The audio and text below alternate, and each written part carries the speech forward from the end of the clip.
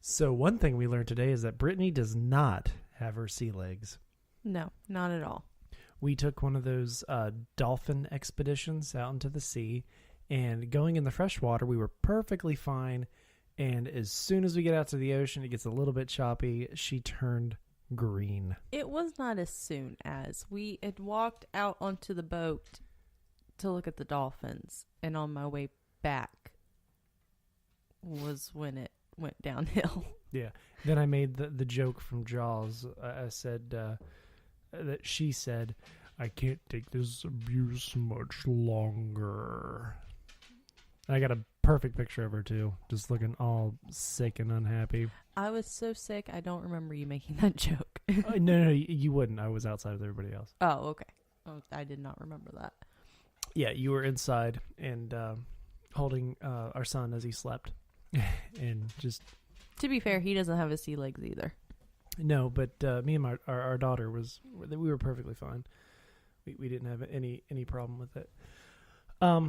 So I have a bit of news for you that you're going to be excited about because you're going to care more about it than I probably will. But Okay. There is part of this that I'm excited about for a whole different reason, and you're going to be... For a whole different reason, Like, man. for a whole different reason, man. This is great news. Okay. So you know how they're redoing Chucky?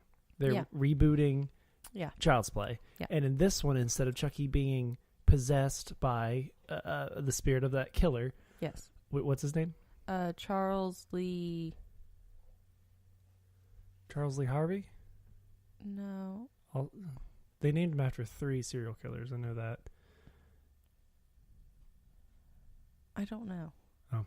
Well, anyway, so instead of being possessed by the serial killer, he is going to be AI gone wrong. It's basically going to be little soldiers or small soldiers in Toy Story mixed with So Child's like Play if now we bought Emma one of those for real baby dolls and it just decided to go kill us, like the Twilight Zone episode. Exactly.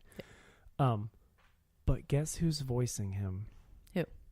It was just announced today or yesterday by Mark Hamill. Really? Yes, that he's going to voice Chucky. Everybody's throwing a big fit about it. They say that what's his face is the one and only Chucky. But Well, yeah, I could see that because Chucky has such an iconic voice. Like, I'm going to know him as Chucky.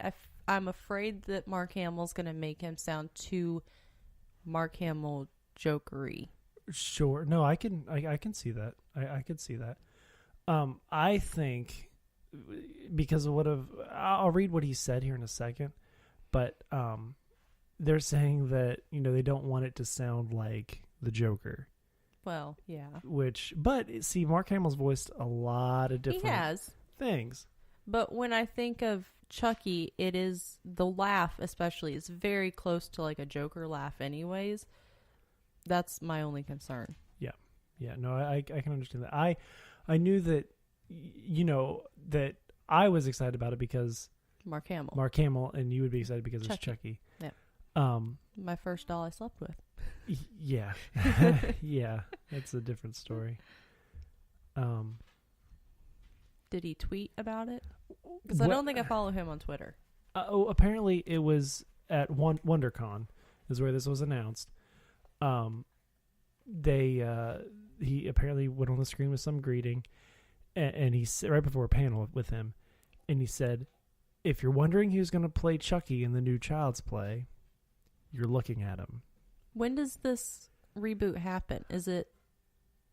It's 2019, so is it 2020 or are they shooting for like 2021? I'm not sure. Because they've been rebooting a lot of horror genre films, so I feel like it's gotta have to be soon in case that all the bottom drops out of that.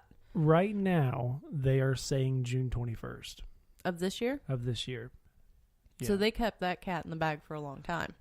They do that all the time. Well, yeah. I mean, there's stuff where a whole movie will be filmed and you don't find it. Okay, like for example, Star Wars, when Force Awakens came out, the Black Stormtrooper, whenever what's his face popped up, that was a secret until it was already done filming.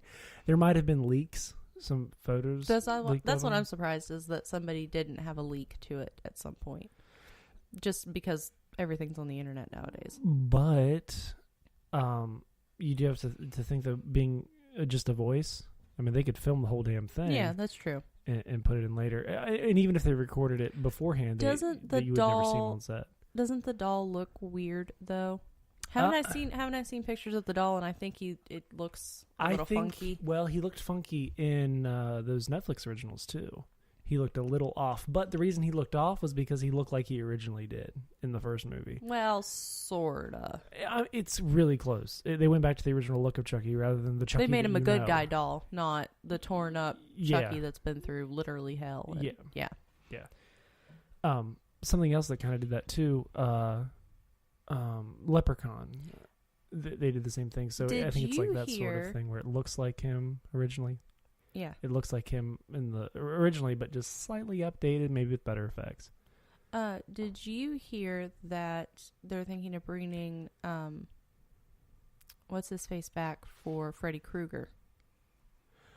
I've heard rumors. Is that actually happening? I saw Robert Englund? Yeah, Robert Englund. I saw it on the Twitters that he was being considered to come back, and that he himself would consider coming back. The cool thing about Freddy Krueger is that all that you really need Robert Englund for is close-ups. Yeah. I mean, you could have anybody in that makeup running around, and as long as it's his voice, when they cut to him, it's him saying, "It's prime time, bitch," I'm all in. Yeah. Because, I mean, I would be okay with an animated Nightmare on Elm Street, like a CGI animated, just to have Robert Englund. Because the remake... I liked the remake. I know you did, but I'm a huge Nightmare fan, and it just... That's what scares me about the Chucky remake. I know. But you almost kind of want to root for Freddy. Like he's kind of like the goofball, and you're like, they on did Freddy's not do side. that in the remake. No, they made it to where they nobody stuck to could what be it what it was supposed to be. Yeah, and the reason that in the original movie that he wasn't a child molester or a creep like that is because there was a story that came out in the news close to when they were making it that hit a little bit too close to home. Yeah, that happens a lot, actually. It really happened, so they changed it. Didn't Scream have something like that too? Maybe I'm thinking something else. Okay. I just don't... I mean, I didn't think the remake was bad, and it came out not that long ago for them to be considering remaking the remake. You know what I mean? I mean, this will be the third remake of the original, but back with the original Freddy. So I don't know if it'll ever get off the ground. It's just a rumor. I'd be down for him to come back because I really enjoyed Freddy vs. Jason, and that had an aging Robert Englund in it, and it worked out fine. I've never seen that one. It's just a funny gore fest. There's nothing to be taken seriously with that movie. Basically, it is the exact movie that you think it would be. Yeah. And there's no real winner. I hadn't seen them until you and I were together, and we just watched the original 4. Mm-hmm. Yeah, up until, what is it, New Nightmare? No. There's 8 in total, I think, including New Nightmare.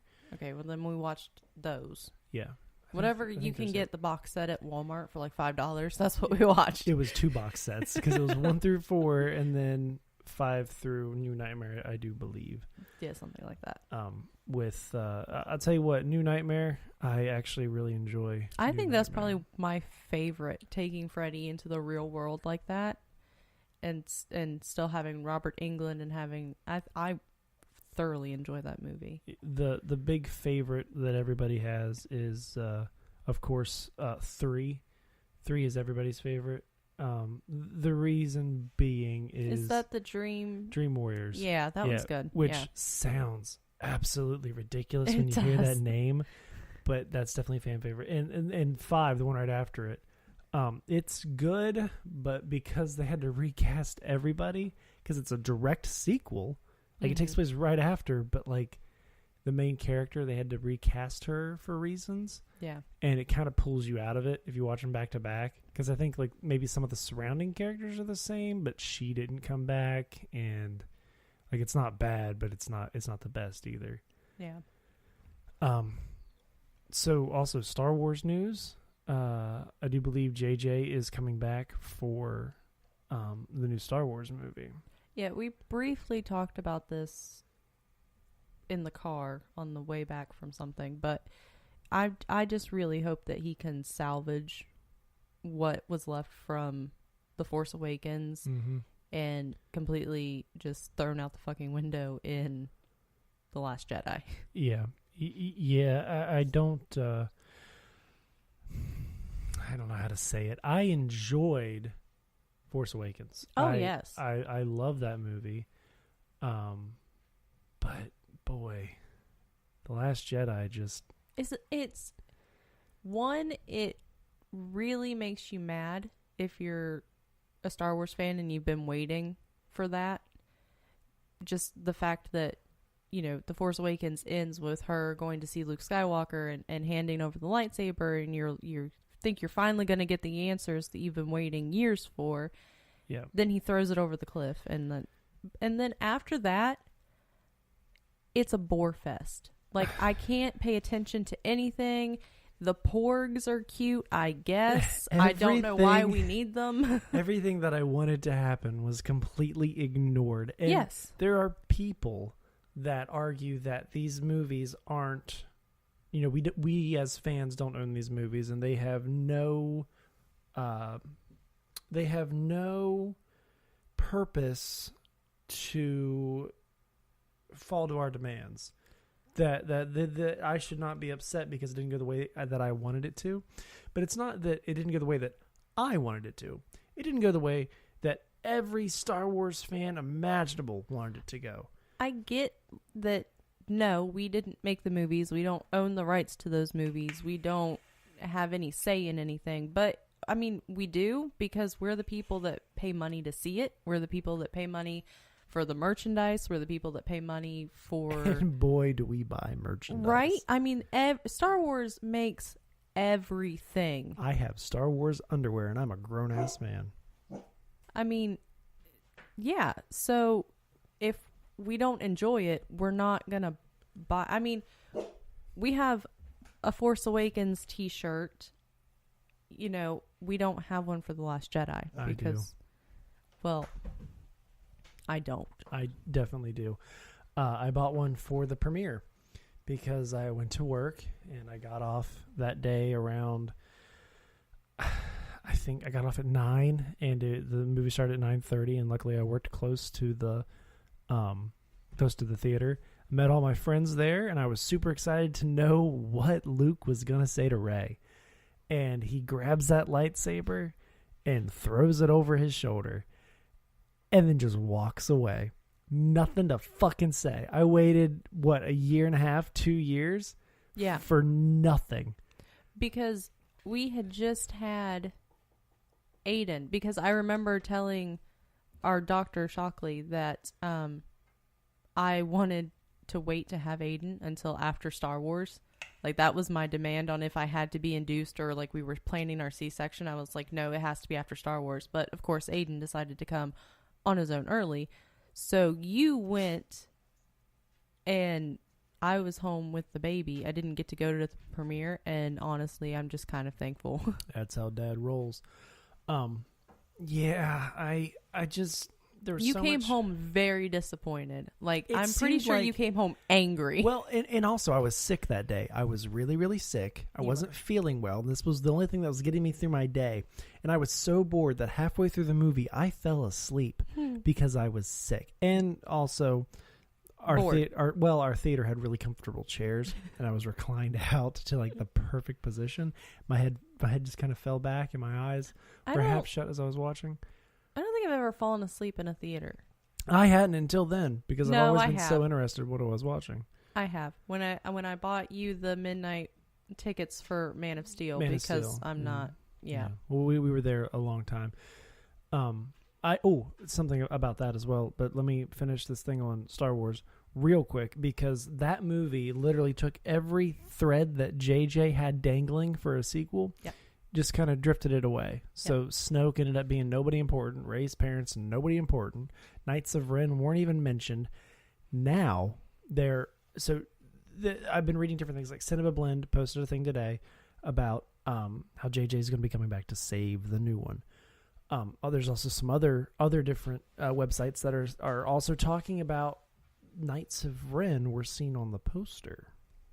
So there's a flashback with Rey with the whole lightsaber handing off thing that in Obi-Wan's voice coming through. Never touched. Yeah. That was never mentioned. Yeah. Other than sort of like Yoda made that appearance. And I will say when Yoda showed up in The Last Jedi, I was like, oh my God, it's the real Yoda. We're not talking prequel Yoda. We're not talking the second prequel Yoda that's a little bit better CGI. So you got like young puppet Yoda, then CGI Yoda. Yeah. This was old puppet Yoda voiced by what's his face from the Muppets? Oh shit. I don't know. I'm not a Muppets fan, so this will be you Googling. Yeah. Oh my God. Oh, I'm an idiot. I'm an idiot. Frank You're Oz. an idiot. Frank Oz. Oh, yeah. Yeah. Frank Oz voicing Yoda with the puppet Yoda. I mean, it was just like pure sex. That's what we want in a Star Wars movie. Yeah. You want those moments where you're like, oh, there's that thing that I knew that I liked that I wanted to see, and here it is right in front of me. This is the most magical thing I've ever seen. But another thing, talking about staying in theaters for way too long and falling asleep. My friend Troy and I went to the Dark Knight Rises, and we watched all 3 Batman movies in a row. So yes. they played Batman Begins, which is the first time he ever watched Batman Begins, and he was like, it's all right. I mean, because it's not that great. No. I mean, it's a good movie, but it's not great. Eh. The Dark Knight Amazing. is a great movie. Yes. I mean, Even if you don't like superhero movies, it's a good movie. It's a good crime movie even. I mean, the Joker is just magnificent. Yes. But we watched The Dark Knight Rises and it was all right. But yeah. Watching all 3 movies back to back to back in a theater was just and they don't grueling. They don't do that now.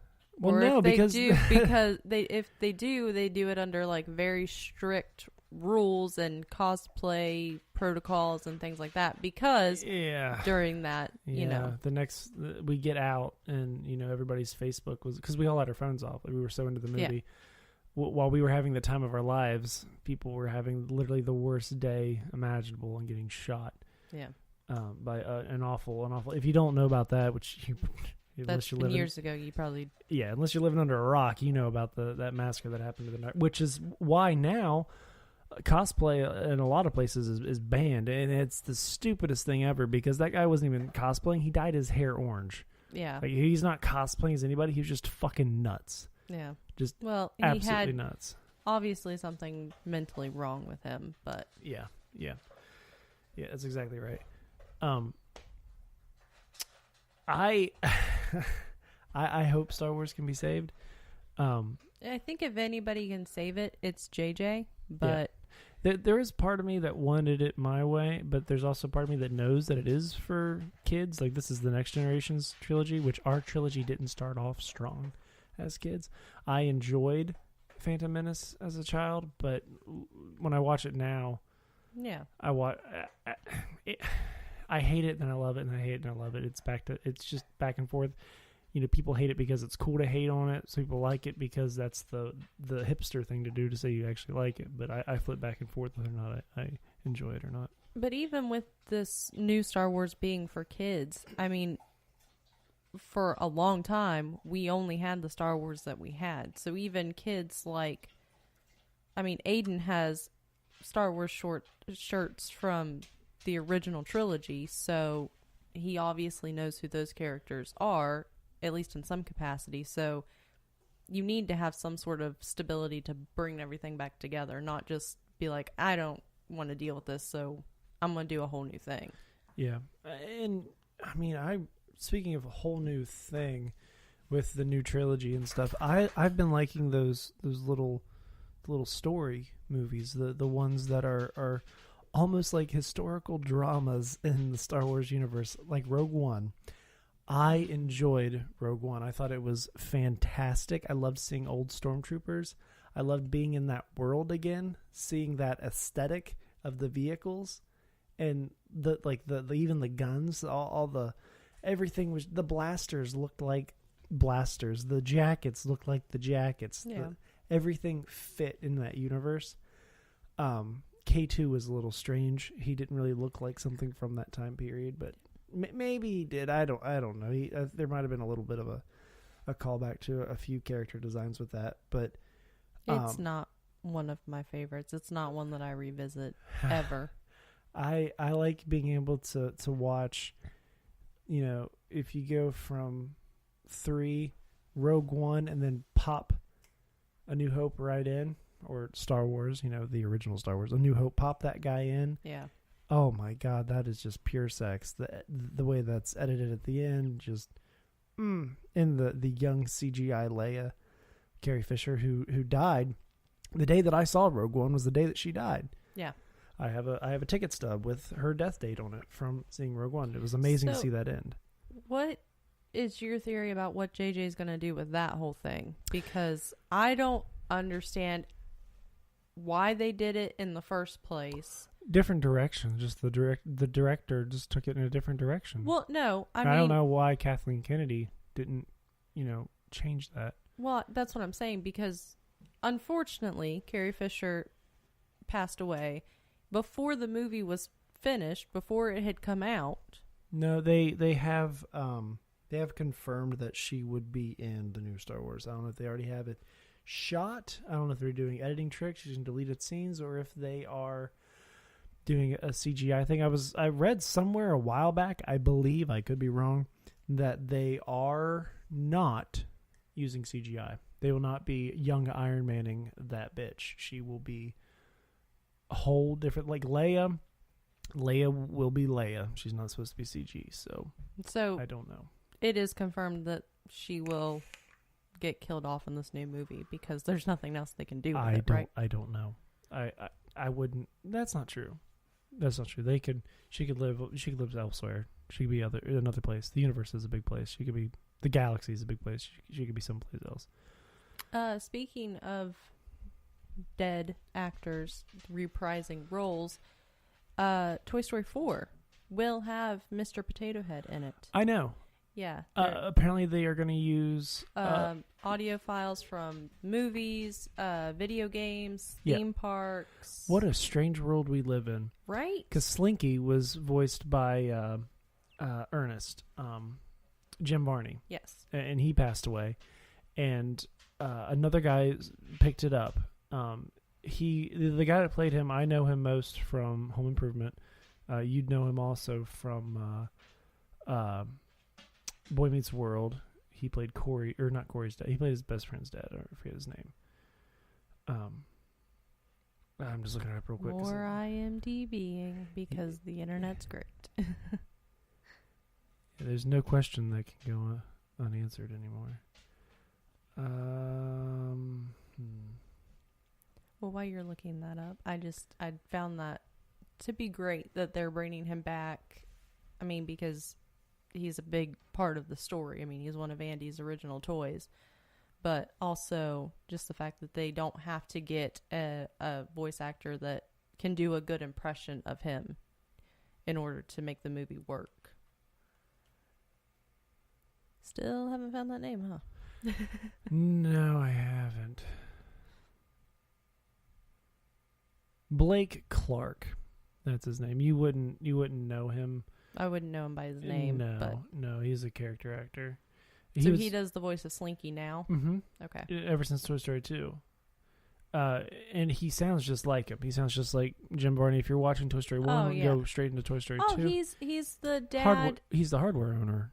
He's a hardware store owner in Home Improvement. Yeah, but he plays Drew Barrymore's dad in 51st Dates. Yes. He's in a lot of Adam Sandler movies and he's the guy that you can't understand in Happy Gilmore. Yes. Yeah. They're way to go and get him, Bobby. Yeah. And he's like, all right. Yeah. Yeah. Boy, I never knew his name. Yeah, when I do Blake Clark, character actor. I mean, he's in everything. Like he's a comedian, I believe, as well. But he replaced Jim Varney. Didn't even notice. No, I didn't notice. Yeah, If you'd asked me when he'd replaced them, I probably wouldn't have been able to tell you. Apparently, they were actually good friends, and he just did a good impression of Slinky. So, and have you noticed the uproar for the new Toy Story movie about how Andy looks? No. People are complaining that Andy doesn't look like Andy because there's some sort of weird flashback where he's playing with his toys. Because we know Andy went off to college. Yeah. And it doesn't look like Andy. So people are thinking that maybe it's his dad playing with the toys.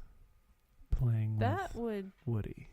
Yeah. That would be cool to see because, I mean, that's the big theory going on is that Andy inherited those toys from his dad. Yeah. Who we all assume has passed away.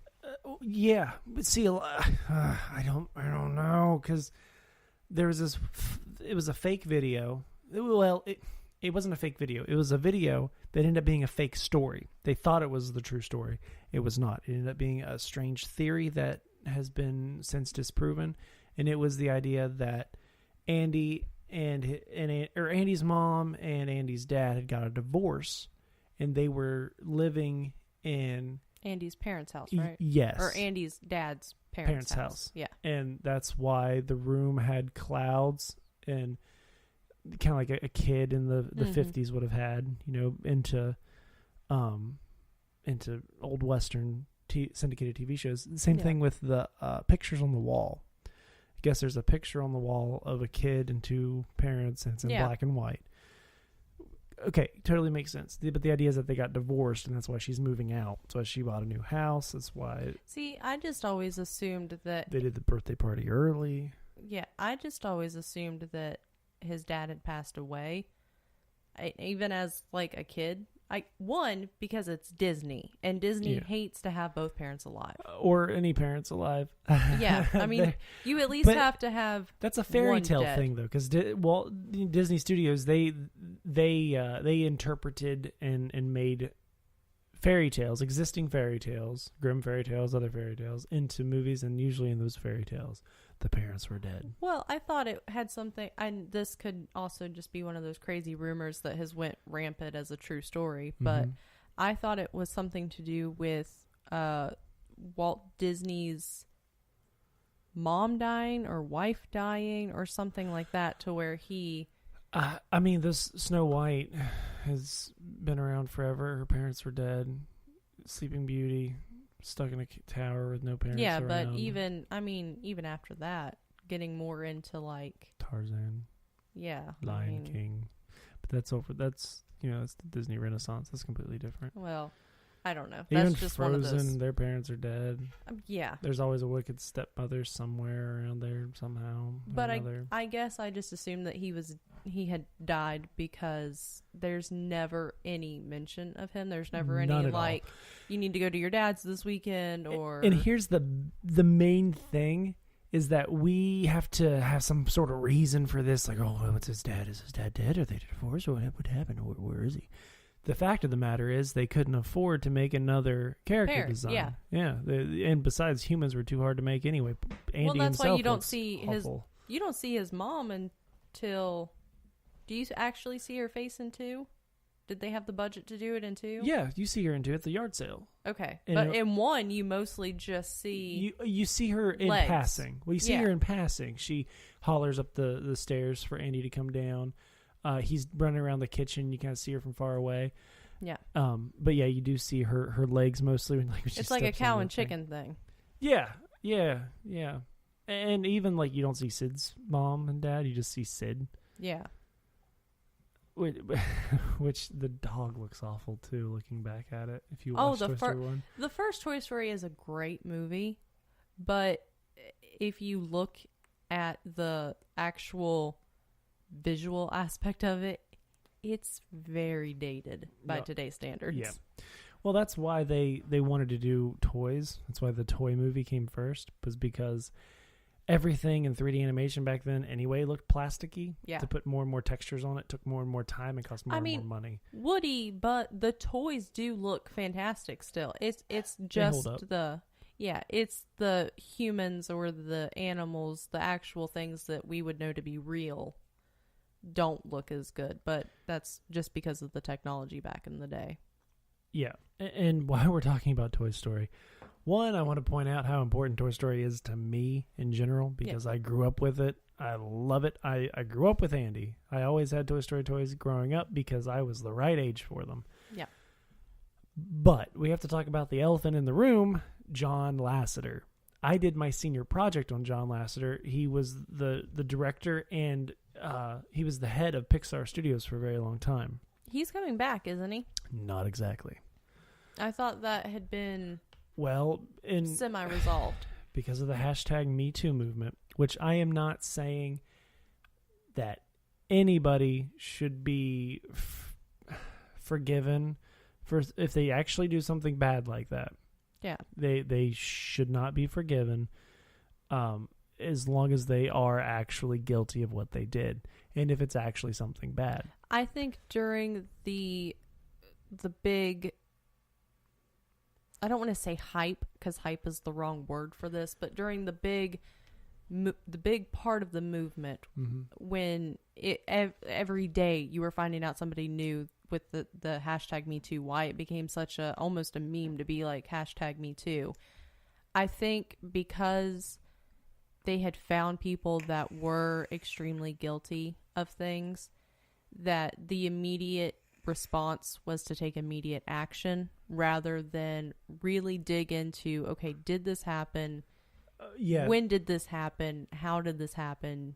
Things like that. They would jump on people and nip it in the bud immediately without doing any. And the thing with John Lasseter, from my understanding and my research into it, because I did my senior project on this guy back before all this happened. I know everything about the motherfucker, and I know who makes his shirts, his wife. They're all custom made for him. His picks. I knew so much about him, even the toy train that runs through his house. But John Lasseter is a big kid. He was a very nice man. He was a very gentle man. He apparently would get too close for comfort for some people. John Lasseter was a hugger. Yeah. And apparently his hugs lingered too long on some of the women working at Disney and Pixar. And, he was kind of taken aback by the accusations, and he did take a leave of absence. He did send out a big apology letter. Yeah, and the apology letter, it seems sincere. Yes. It really does. Yeah, But luckily Pixar is in good hands. Brad Bird is fantastic. He was the director for things like The Incredibles. Yeah. Incredibles 2. Yeah.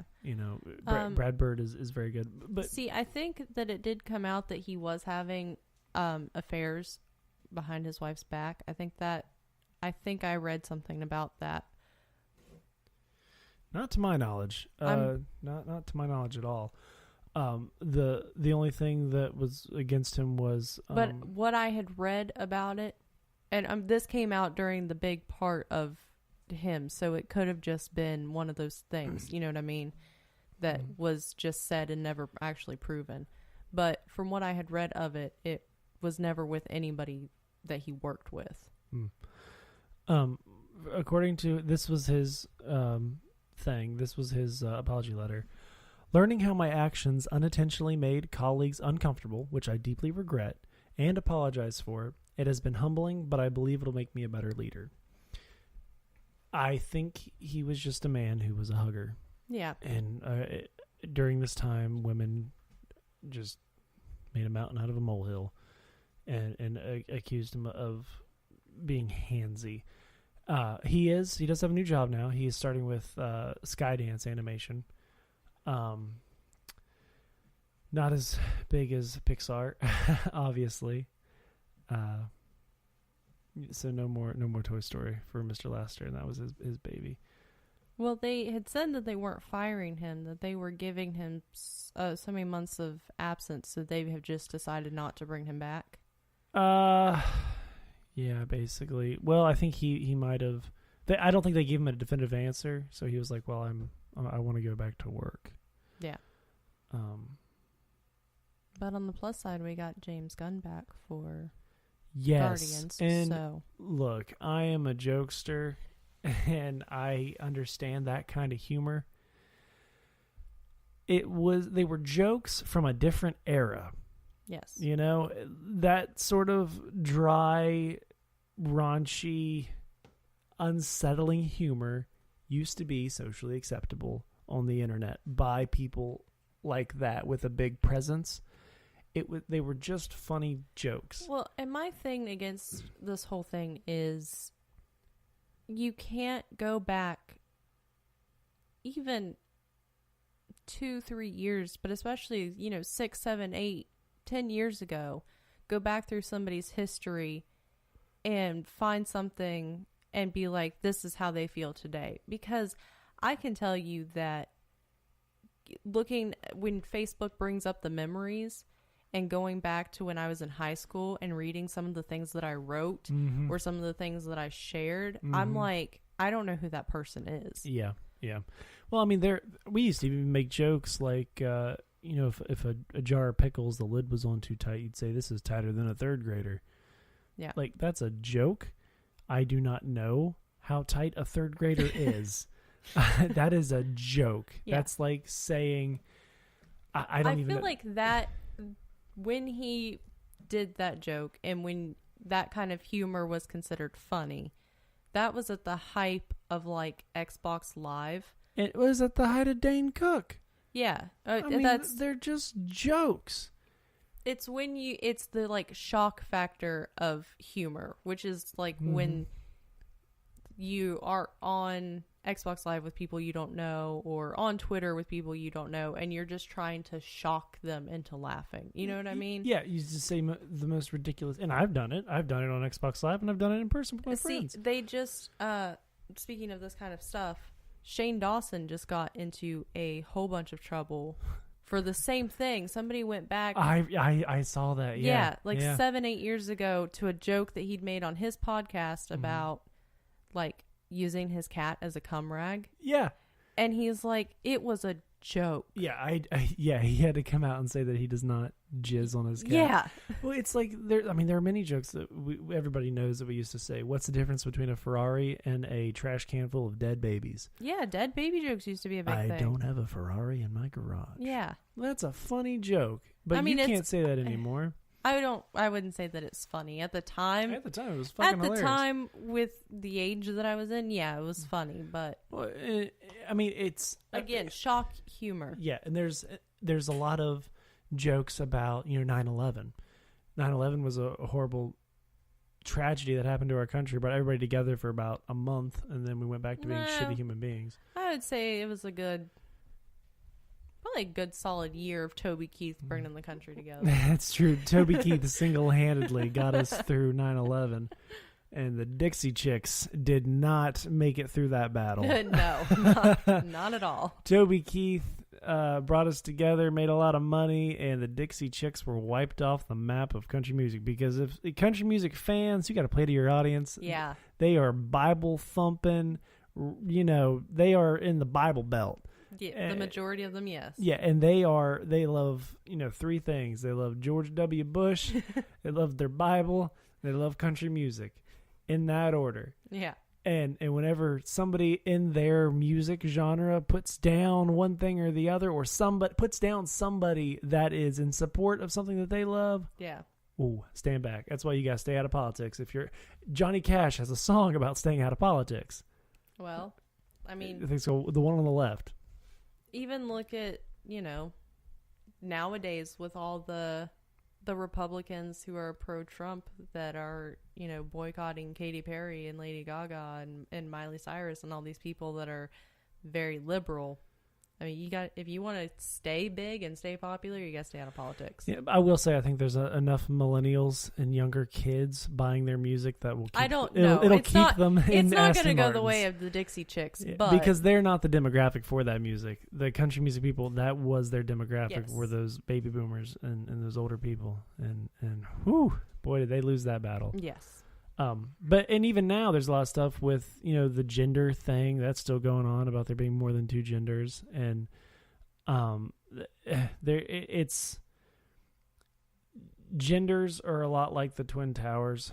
There used to be two of them, and now it's a sensitive subject. That's a funny joke. That's just a joke. I don't want any hate mail, But it's true. Yeah. There used to be 2 of them. Now it's a very sensitive subject. And here in a couple of years, anybody that shared that meme that is a big name is going to get put in the headlines as being a bigot or... Yeah. Well, I mean, not that joke in particular, but a joke about that. Yeah. Yeah. Yeah.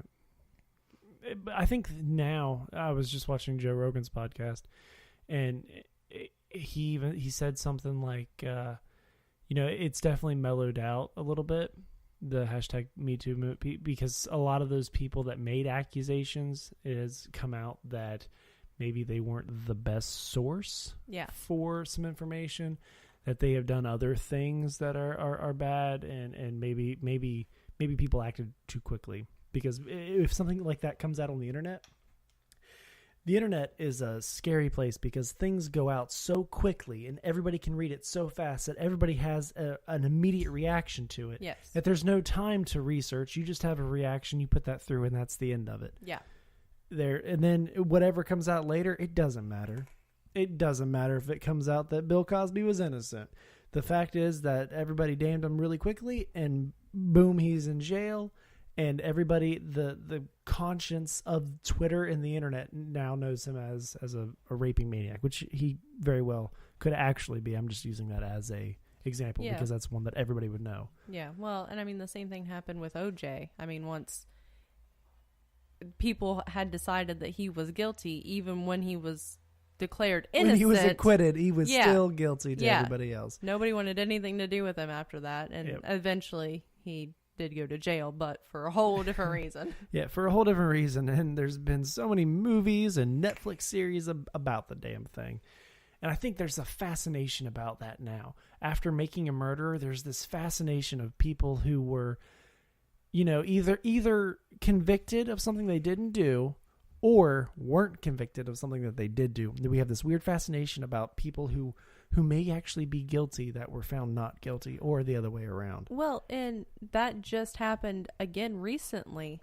There was a news story where an uncle and a nephew for 42 years were imprisoned for a murder, and the entire time they had stood by. We were not at that party. We did not know these people. You have witnesses saying we were not there. They had never seen us before in our life.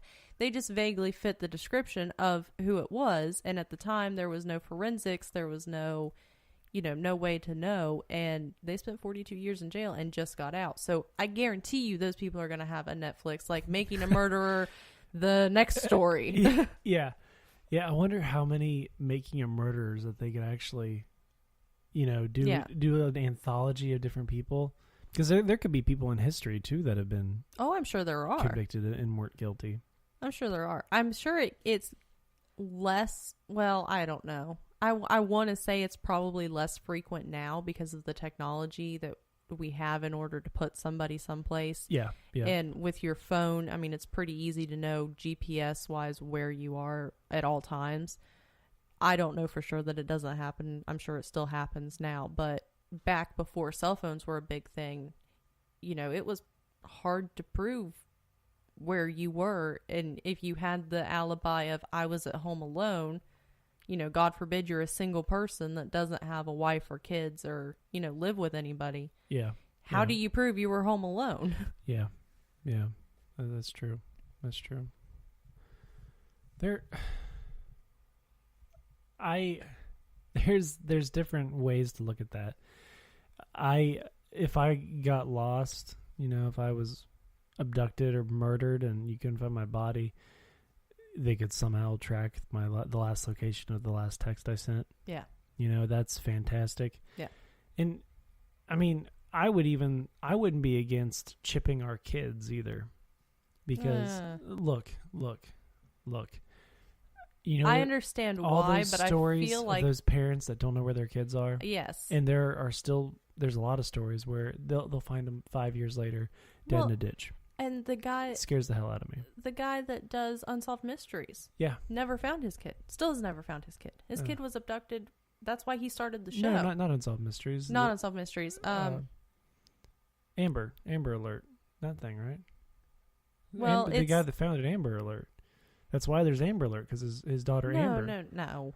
Yes. No, he has a TV show about abducted kids. I have no idea what you're talking about. It's silent because we're looking up to prove each other wrong. John Walsh. He did America's Most Wanted, The Hunt with John Walsh. Yeah. His son Adam was abducted, and they've still never found him. Okay. Yeah, Amber Alert, totally different thing. Yeah, America's Most Wanted was the thing that I was trying to think of. It of. stands for America's Missing Broadcast Emergency Response. Yeah, it was not named after his daughter. I knew that for a fact. Well, that was stupid of me. Yeah, well. But yeah, his child has still, to this day, never been found, and he's done countless TV shows about, things like that. So for that aspect, yes, I understand. But at the same time, I feel like that's just going a little too far. Look, at the same time. I don't think it is. You didn't have it taken out. It's just a little chip in your arm. Here's what gets me. Microchip dogs. Exactly. You microchip your dog, so if it runs away, you know where it is. That's okay, cool. I know my dog's going to be safe if it gets abducted or wanders out of the yard. What about my kid? But wasn't there an episode of Black Mirror about this? That was warning us not to do this. No, that was that thing that so like this woman has a daughter, and they have this censoring thing that they she can see what she sees, right? No, yeah. For one, she can see everything that she sees. She knows her location, and anything that is considered bad is censored for her. So like if a dog's barking and it scares her, it's blurred out and it's muted. Yeah, her mom ended up like blurring out everything in life. Yeah. So if you turn on the TV and like a woman in a bikini pops up, it'd be blurred. Yeah, that's a whole different thing. Speaking of Black Mirror, though, I'm excited about the new Twilight Zone, Jordan Peele's Twilight Zone. I am as well. I like his work. I feel like our 2-year-old is also going to be excited for this. Yes, our 2-year-old falls asleep watching the Twilight Zone. I don't know if it's because it's in black and white or because that all the episodes are more cerebral than like loud explosions that like the talking puts him to sleep, but he digs it. He'll fall asleep in one episode. But this new Twilight Zone, I think we're ready for it. Black Mirror proved that our generation, this younger generation, is in need of some good, original, short story sci-fi. Yes.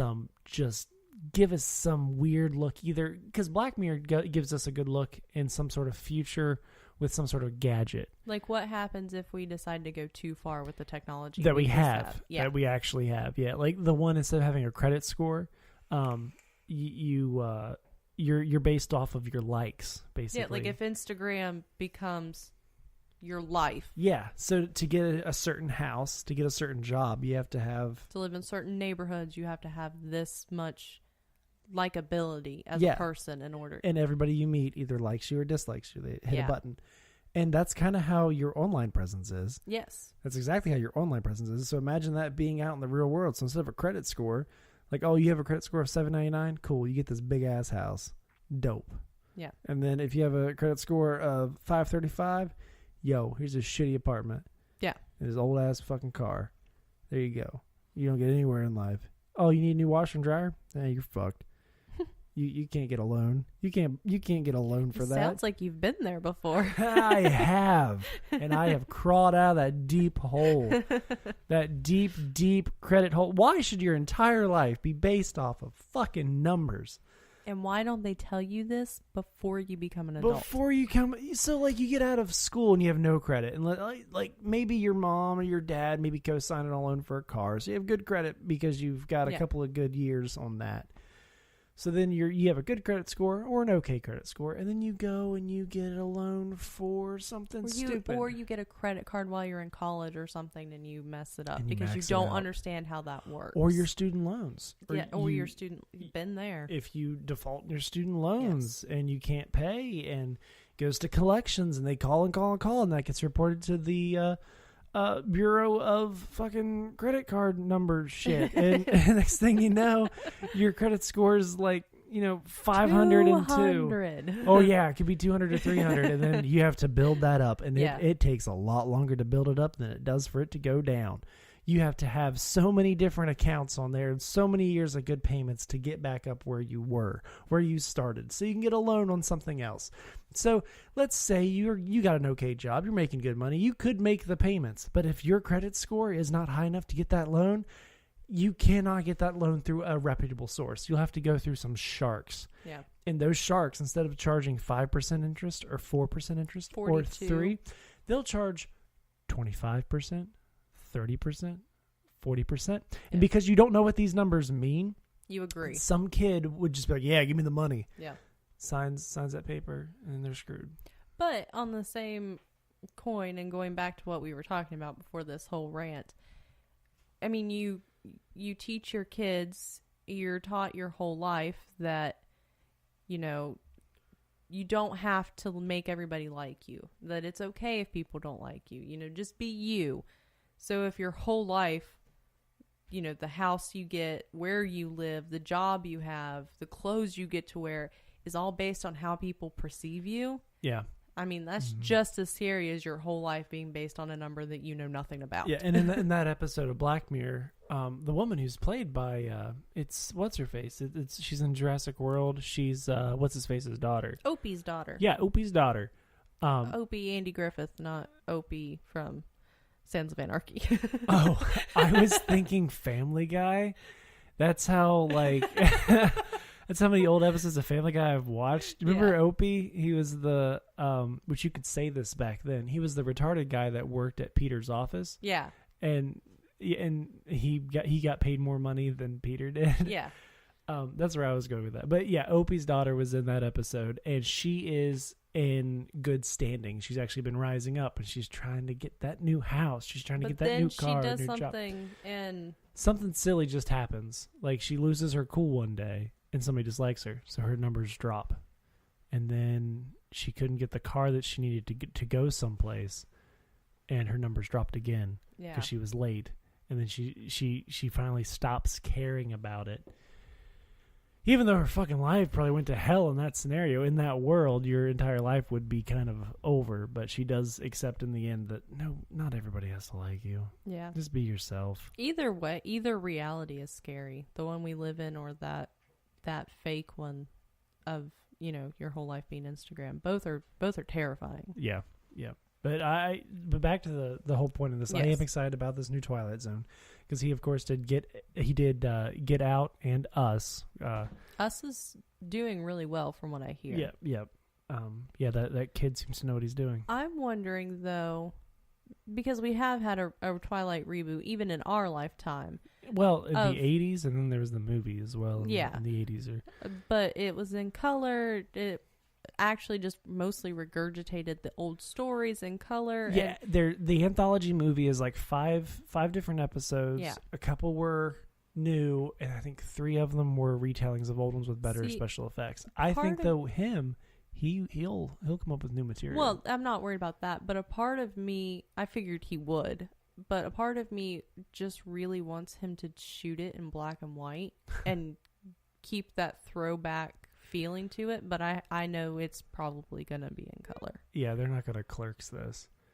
They're not Kevin Smith. He can afford to get some color cameras. I do think that the feel's gonna be there. Yeah, him doing the narration is really gonna do that. I just want this to feel like Twilight Zone and not Black Mirror, because to me there is a big difference between the two. Is there though? I think there is. I really do. Really? Do you think there's a different tone in that? Or? Yes, because I feel like a lot of Twilight Zone, especially the ones that I really go to and watch over and over and over again, aren't like technology based or not somebody learning the lesson through technology and things like that. It's you as the audience are experiencing the same thing that the main character is, and you don't find out the twist until the main character finds out the twist. Okay. You know what I mean? No, I get what you're saying. See, Black Mirror has those twists too. But Jordan Peele is very good at twists, doing a twist, which is why I think it's going to be in good hands. What a twist! Yeah, after Get Out, that was probably the biggest twist for me in a while. Like that, M. Night Shyamalan ding donged all over my face with that one because the ads made it seem like one thing. Yeah. The movie itself makes it seem like one thing's happening. Well, I think... And then there's a twist. I saw this on Twitter, and based on the people that I follow on Twitter, I'm pretty sure it was... I want to say it was Jacksepticeye that tweeted it, but I might be wrong. But I saw it on Twitter, where it was like, you're watching Us, and the first 2 acts, you're like, oh, the movie was overhyped. Oh, yeah, and then it takes at the off. third act, you're like, nope. Yeah. Yeah, but I remember I watched Get Out one day whenever you were asleep. You fell asleep next to me, and I was like, I guess I'll fucking watch this. Everybody's been talking about it. I better check it out. That way I'm in on all the hip shit. And I still have it. Yeah, you still have it. You need to. I told you need to for reasons because, oh my God, my mind has never been... I'm not saying it's like the end-all be-all of twists, but it's a good twist. Well, I feel like we haven't had movies with good twists in a while because we always go back to, we got M. Night Shyamalan, but... M. Night Shyamalan ding dongs. Yeah, Bruce Willis was dead the whole time. Spoilers. But, I mean... The Village, they're in modern day. His got kind of predictable towards the end of his hype run. No, what happened to him was The Last Airbender. Well, no, but I feel like The Village was the last one I watched that I really liked. Mm-hmm. But what was the other one that he did? Lady in the Water? Did that come out? I don't know. When you say that, I just think of the Monty Python thing. An old broad hanging out swords in the water is no basis for government. Yeah, that whole skit. Yeah. No, but it was not good. It was not twisty. Broad. He just started going downhill. It was kind of like Robert Rodriguez. Like, if you watch From Dusk Till Dawn and then you watch Spy Kids 3. Yeah. Like, woo! You talk about a big difference. But that's different, though, because he made a lot of gory movies. That was for kids. Yeah. And he made it for kids. And Spy Kids is one of my favorite movies from my childhood, and I'm not even Mexican. Well, but, I mean, back then, you didn't see big American hit movies like that for a bunch of kids starring people from Mexico. Those are Mexicans or Mexican families have Mexican heritage. But, and I was totally into it. I don't know. I feel like that was around the hype of that, like, Zorro started coming back. And oh, I love me some Zorro. Yeah. That's California, though, which at the time is Mexico. They're voting to join. In Zorro 2, they're voting to join the Americas to secede from Mexico. But, I mean, Antonio Banderas is... Oh, my God, I love those movies. Yeah. And Catherine Zeta-Jones. Oh, she was in it. And, oh, my God, there's a scene... I don't know why you won't watch Chicago with me. I know, I need to watch it. But how old was I? Maybe 10 or 11, maybe. I don't know. I think we were younger than that when I watched Zorro. Well, there's a scene where he starts cutting off her clothes, and then like it just shows him like swishing his sword around, and then it cuts to her, and then her top falls off, and just her hair's covering up her boobs. And as a kid, I was just like, oh my God, that's a naked girl. I want to be Zorro. I want to be Zorro. The wolf. No, the fox. Oh my God, I don't know Spanish. Zorro means the fox. The wolf. So Zorro means a male fox, I assume, and Zora would be a female. I know a little bit of Spanish.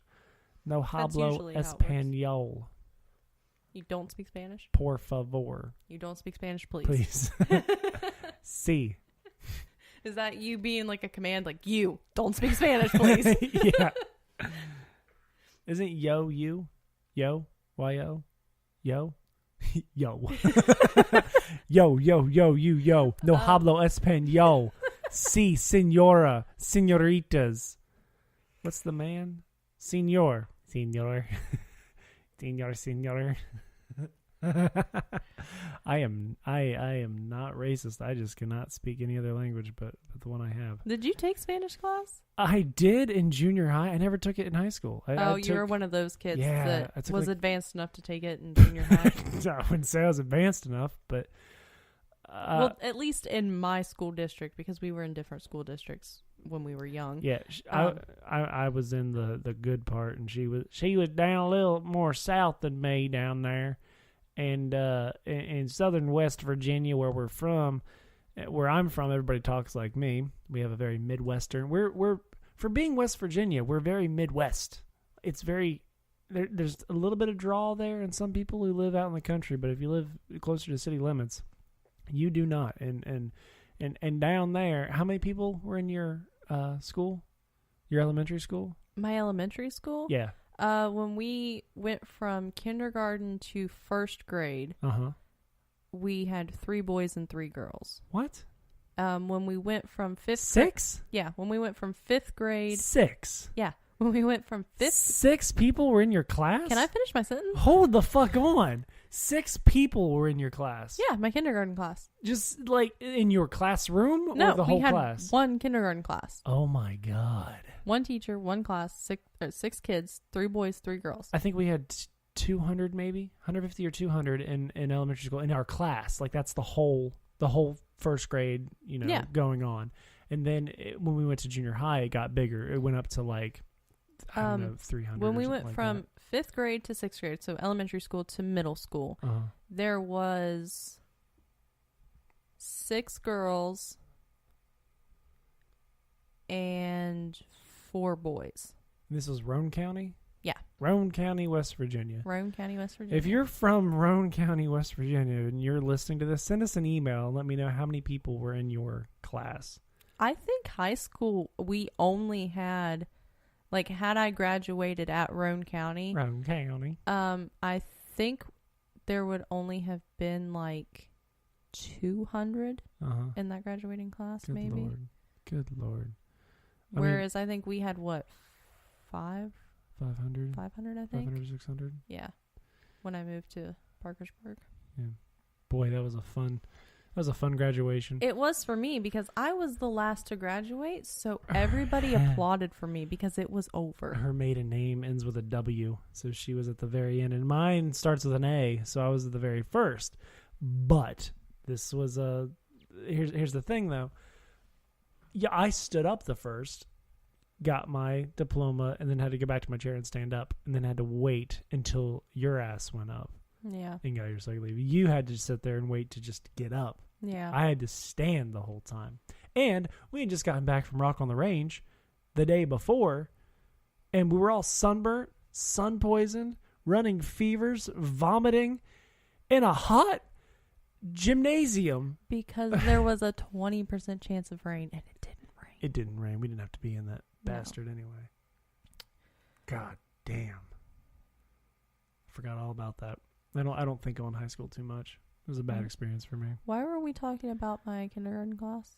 Who the hell knows? Moving on.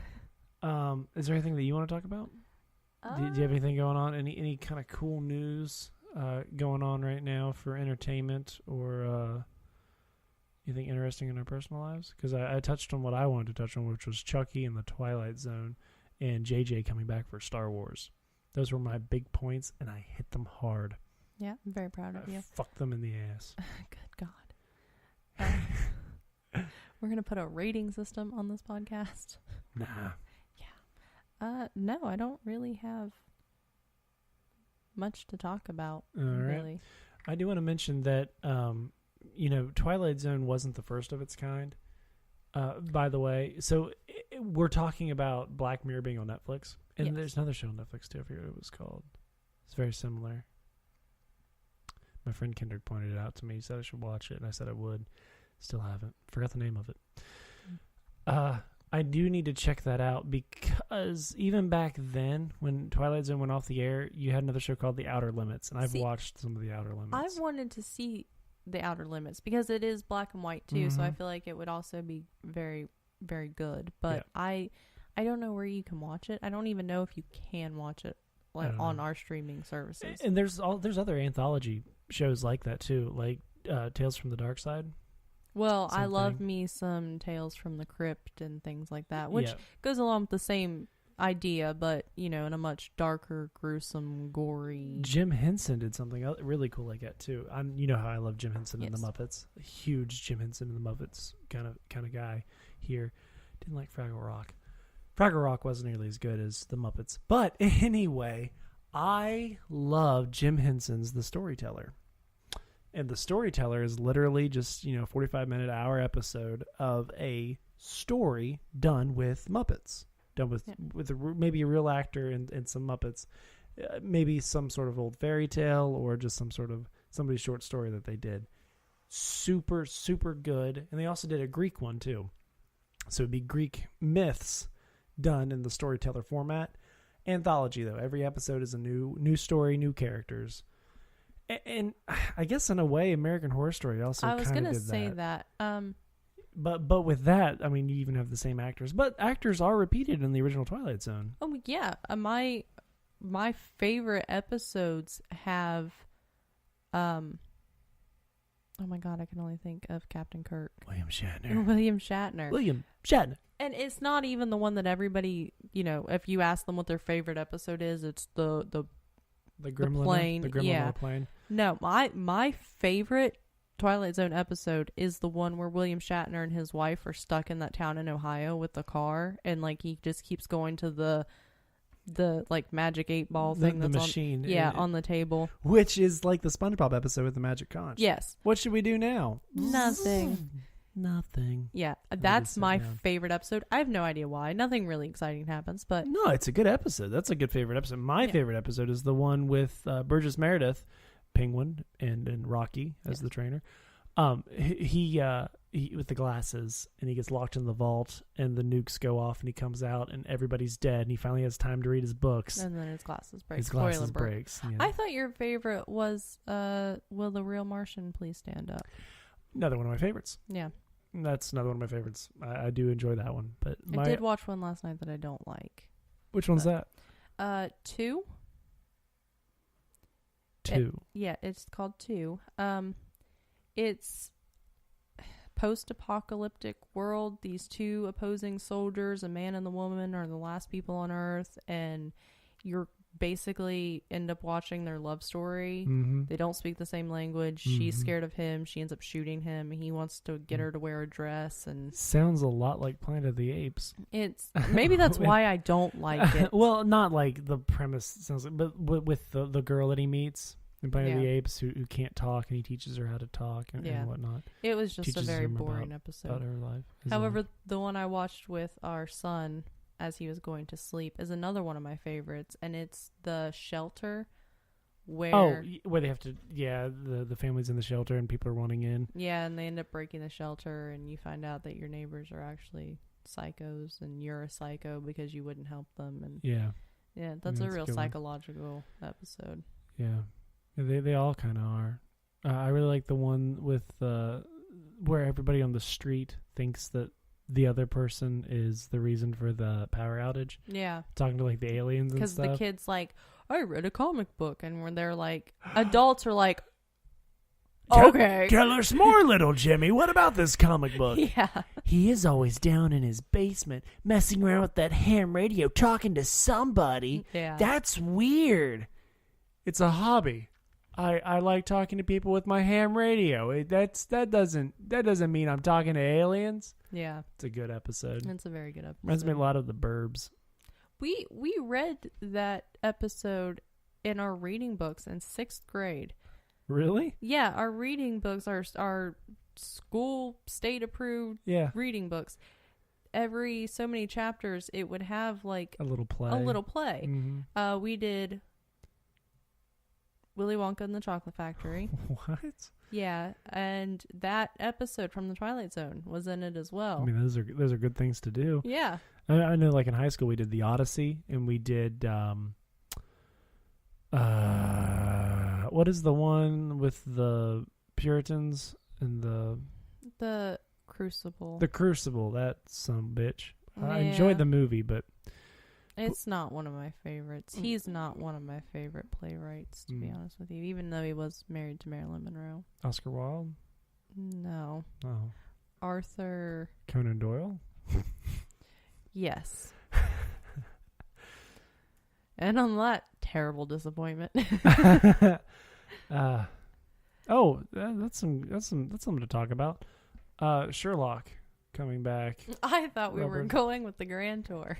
No, Sherlock coming back as Robert Downey Jr. coming back as Sherlock. That's happening. Yeah, as long as we don't talk about the terrible bullshit of a movie that's coming out with John C. Reilly and Will Ferrell. That already came out, honey. Yeah, well, I mean, they're still showing previews for it as like, go see this movie, because I guess it's out now. I did want to see it. It's getting terrible reviews, and it should. I did want to see it. But anyway, December 25th is the release date for the new Sherlock Holmes movie, starring Robert Downey Jr., 2020.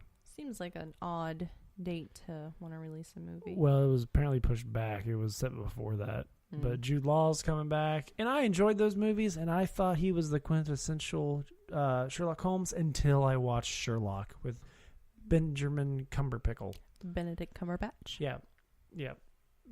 Benadryl Pumpkin Patch. I enjoy that show quite a bit. 3 episodes a season was not enough. Well, Stephen Moffat, that was not enough. To be fair, it was 3 movies per season, basically. I know, but Jesus Christ. And he was also working at the same time, working with the prime, the quintessential Matt Smith seasons of Doctor Who. Yeah. And the fact that both TV shows at that time were that good, no wonder he was so tired by the end. That's true. No wonder he decided to stop doing both. It's no wonder why maybe the later seasons of Matt Smith weren't as I wouldn't good. even no, because Matt Smith's No, you just think that Clara turned around towards the end, right? No, I was gonna say I would even argue that the last season with Matt Smith wasn't terrible. I just didn't like Clara. I just didn't. I know. But I think where he really got tired was when he introduced Capaldi, because that was his last thing, wasn't it? Yeah, that was the last thing he did. Which I like Capaldi, but I could tell that was like a... There was no Big Bang episode. No. That the Big Bang finale for season 5 would be like it would be. I don't even know how to put into words how tiring it would be to write that, to not only come up with the story, to write the script, to make it somewhat make some sort of sense after you watch it 5 times. Yeah, well, and direct it. I mean, imagine getting a director or directing it yourself. You have this idea. This is what happens. This is, this is from this time. This bounces back to here. So if you look at the timeline, it circles back, comes here, and then by the way, this is all going to be rebooted at the end. It's going boom. We'll just jumpstart the universe and get like that. The whole story is just exhausting. Well, and for a while they had said that there was a possibility of Sherlock coming back, like just taking a super long hiatus, and they set it up for that. They did. They don't, and then they do. But I think they ended abruptly, and then they show you like, oh nope, they're still doing their thing. Yeah, I think though we know now that that's not going to happen, at least not for a very long time, like a very long time. Well, because he's Doctor Strange. Yeah, Benjamin Pumpkin Patch, Benedict Cumberbatch. Yeah, Benadryl Pumpkin Patch. You can't get past the patch part. You can't think of anything else that rhymes. No, I like that. Well, he was in Star Trek. Yes. He was Khan, which is he did great there. Khan. He did great in that, but oh my God, his Doctor Strange is good. His American accent to me seems a little just. Well, like I said, it's hard to do, but I love Doctor Strange. Hearing him say Doctor Strange, because he wants to say Doctor. Yeah. Doctor. Yeah, Doctor. It doesn't bother me. Doctor Strange. Mostly because I really love him. Yeah. When he says Doctor Strange, I don't know what part of America he's going for with Doctor Strange. That's like if somebody from the Midwest decided to move to Texas. Yeah. Yeah, it is kind of like a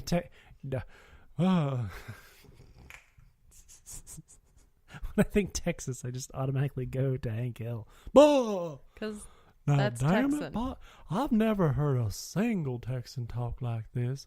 Have you ever been to Texas? I've never been to Texas. I've never physically talked to anybody from Texas. So maybe they do talk like that. I don't know.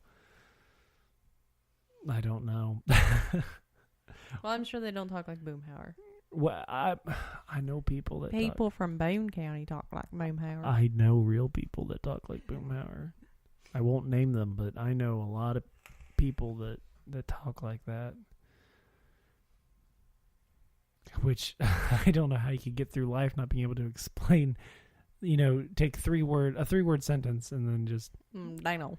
Just add these fillers and like stop on words that doesn't make sense, and you've got to kind of cut through all the shit to figure out what the hell they just said. And then people, if you're around them long enough, you are able to do that super quickly, and people around you are like, what the hell did they say?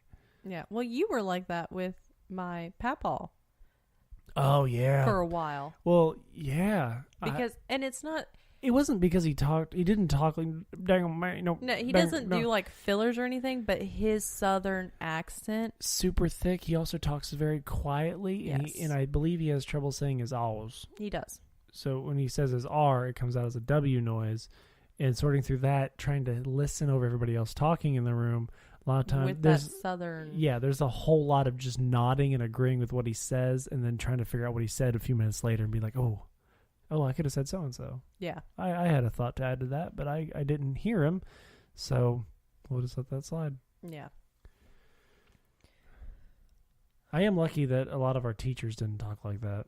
A lot of my teachers talk like I do. Very, very flat, Midwestern, clear. Again, it's where you were from, though. Mm-hmm. And a lot of those teachers, I believe, were also from Ohio. Probably. I mean, we were... And I don't even know... When we graduated, we were basically in Ohio. Yeah. And here's the thing, too. They call it Midwest. Honestly, when people say Midwest, they mean the middle. Yeah, there's no, like... It's not Midwest. There's no west to There's that. no Mid-East. It's just the middle. You can't say that, like... there's different accents. Are you going to give credit for that joke? Yeah, who did that? I heard that somewhere, didn't I? Yes. Who said that? Our new favorite comedian. What was his name?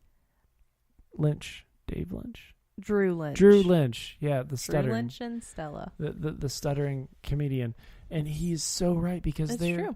There is no real Midwest. It's just the middle. Yeah. I mean, I guess you went west to the middle.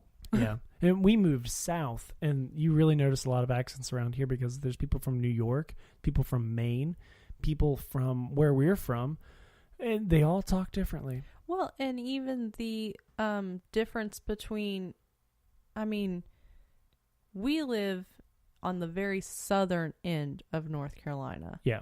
Whereas my other parts of my family live in the very northern part of North Carolina. And the drastic difference in the southern accents between North and South North Carolina is crazy. Huge. Yeah. Huge difference. And what's funny is that we're at the very beachy part too. We're not in like the sticks. Like where I work is at the beach. And even people at the beach, some still talk very southern, very, very proper southern too. Yes, like, I was going to say, you have like where we're from, West Virginia, you have the just no accent. Mm-hmm. As you go down, you get this like... We call it no accent, but it is still an accent. Yes, but I mean there's... It's the radio voice. It's what you hear on TV for your newscast. As you go south in West Virginia, you get that very hillbilly. Well, it's now I'll tell you, it's very distinct. It is. It's right here. There's a little bit of... I got people in my family that talk like this. Yes. You goddamn dummy, you. Yeah. I've got people in my family that talk like that. But here, the southern accent is very proper. It's proper. It's old southern. It's hot. Yeah, it's gone with the wind southern. Yes. Oh, I do declare. Okay, it's not that bad. But sometimes. some people are, because we're so fucking close to Georgia. The older, I've noticed especially the very older people, older like grandpas and older women have that very like, oh dear, like just bless your heart. Yeah. Oh, just bless your heart. Which is one of the things I love about this, because I love Gone with the Wind. Yeah. So. But here's the thing: the people where I work, though, they are beach. They are total beach. They grew up on the beach. Apparently, down here, there's a thing called shagging. It's a dance. Don't get your head out of the fucking gutter on that one. Because whenever they told me, there's a song that plays on the radio around here called "Shaggin' on the Boulevard," and I was like, "Wow, that's a dirty song for that time." Jeez.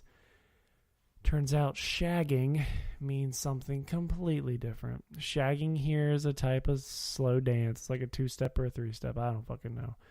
And shagging on the boulevard means you're dancing on the boulevard, and it's a huge thing.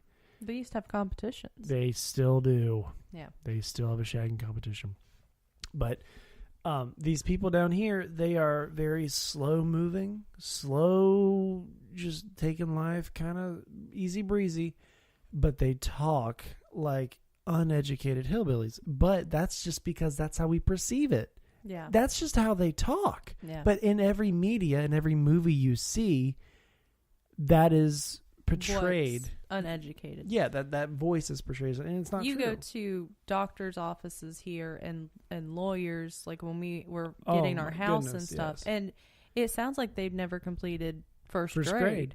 But because where we're from, that's what people who don't finish school sound like. Yeah. That's what somebody who lives in the hills sounds like, because they're not around anybody else except for people who talk like that. But what really stands out down here, I mean, we've only been here for a short time, but the ones that stand out the most down here are the Yankees that moved down. And I have been told by multiple people, and I think you have too, that there are 2 types of Yankees down here.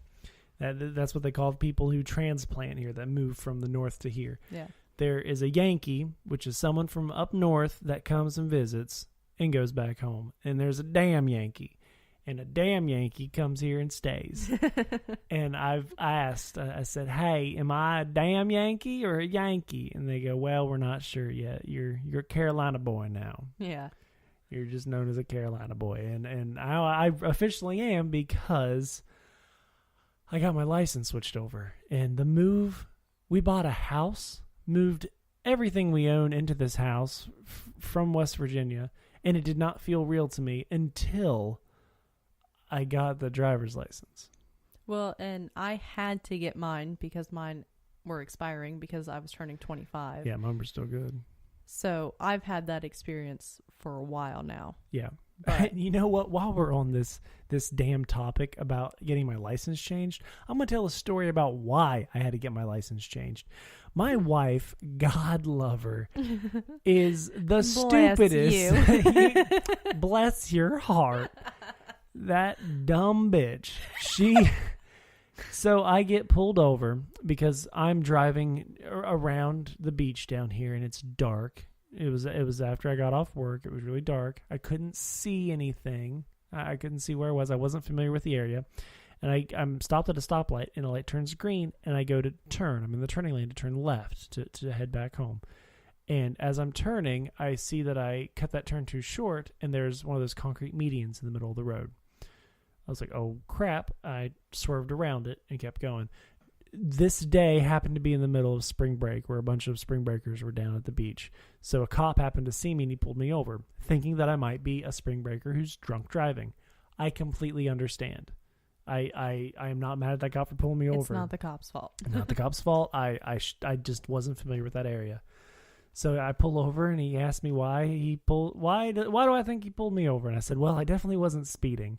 And he said, no, you took a turn back there. You took 3 lanes to do it, and you're kind of swerving. Is everything all right? I said, yes, officer. I'm perfectly fine. I just wasn't familiar with the area. And he goes, all right, I was just pulling you over to make sure you weren't intoxicated. You mind stepping out of the vehicle for a second? I said, no problem. I get out. I do a sobriety test, which I have never done before. I have never had to do that for an officer. And I'll tell you what, I was giggly as hell because I was like, oh my God, what if I act drunk? I'm sober. Did you have to do the alphabet backwards? No, thank okay, God. Good. I couldn't do that. But no, he had me move my finger to touch my nose. And I just kept thinking, oh my God, what if I look drunk? Sober as a priest. Oh my God, what if I look drunk? I might look drunk. But I wasn't, and he said, you seem fine. I don't smell alcohol. You want to have a seat for me in a vehicle? I get back in. He takes my driver's license and stuff back. He's running my things. And I'm sitting there, and I'm texting you. I got pulled over. And he comes back, and another cop had pulled in behind him now. So there's 2 cops, and he comes up and hands me my thing. And I guess the other cop was just pulling over to see, make sure everything was all right. And I hear a knock on the back glass behind me. And they kind of talk. Then he reaches, he kind of, comes around to my window and says, what's in that baggie there on the back seat? And I was really confused because I was like, what baggie? Do I have a, well, he said bag, not baggie. So what I'm thinking is that there's a very suspicious looking duffel bag on my back seat or something. And I turn around, and what I see on the back seat is a clear plastic bag filled with white powder. Bag. Yeah, a Ziploc bag, clear plastic bag with white powder in it. And I was just thinking, what could that be? Because it looks like cocaine. And I'm thinking for a minute, and I say, well, I think that's baby formula unless my wife has another life that I don't know about. And he said, you mind hand it to me? And I reached around, I grabbed it, and I opened it, and I smelled it, and I was like, oh, yep, that's baby powder. And I went to hand it to him. He didn't actually take it from my hand. He just said, oh, now I can see it's kind of yellow. And later, what I'm thinking is, it does look kind of yellow. It sort of looks like raw heroin. I don't know a lot about drugs, but I'm pretty sure that, like, when it comes out of, like, the poppy thing, it looks kind of yellowish powdery. I have no idea. I'm just going off Tropic Thunder. It looked yellow and powdery. But he did let me go. But he did say that I had to get my license switched over because yes, we'd lived here too long. I'd lived here too long. And I would have had to pay if I didn't. So I got it switched over, which that was a hell of a day because we're from, I think, the 2nd or 3rd biggest city in West Virginia. So our DMV is big. There's lots of windows and there's lots of people. Where I went to this DMV, there are 5 seats in this like little room, and there's 3 desks in another room, and they just call your number. So like there's like 2 or 3 other people sitting there, and they call your number to go up. And because it's so small, instead of getting your license plate and your driver's license in the same place, they only do licenses. It's only your license. You have to go to another place to get your plates. And here's the funny thing. It's not like another DMV. It was a sports... like they make Little League trophies and uniforms and things like that. It was like a sports supply store. Like I don't know, just very small. And the same thing. There's like 5 chairs, 4 lines, and like there's nobody in any of the lines. But it is nice having that small town kind of feel because I was in and out pretty quickly for both of them. Yeah, didn't have to sit in a room of 100 people waiting for my number to be called, which was really, really nice. And they're kind of lenient on stuff too. I felt they were more lenient than back home. Not in a bad way. Like, oh, you don't have to pass anything to get stuff. I mean, to get your license, you have to do more like tests every time you get your license renewed here than you did back in West Virginia. Like they ask you about your street signs and things like that. But as far as like West Virginia was very much like you had to have certain documentation, like a certain number of bills and a certain things with your name utility on bills, it. Yeah. Whereas here it's kind of like, I mean, not that they don't ask for those things, but they don't have to be like 2 utility bills and 1 credit card statement and 1 thing, like, you know what I mean? Yeah, it was just quicker in and out, and I like it. I definitely like it. Well, I think that'll do it for this podcast because my throat's getting sore. I need a drink. It's also been a very long day of seasickness and not for me. great. I was fine. I was not. So to conclude this, we now know that my wife does not have her seed legs and she gets seasick. And also puts things in plastic baggies. Yeah, she stores our formula like an 8-ball of cocaine. All right. We'll talk to y'all later. Bye.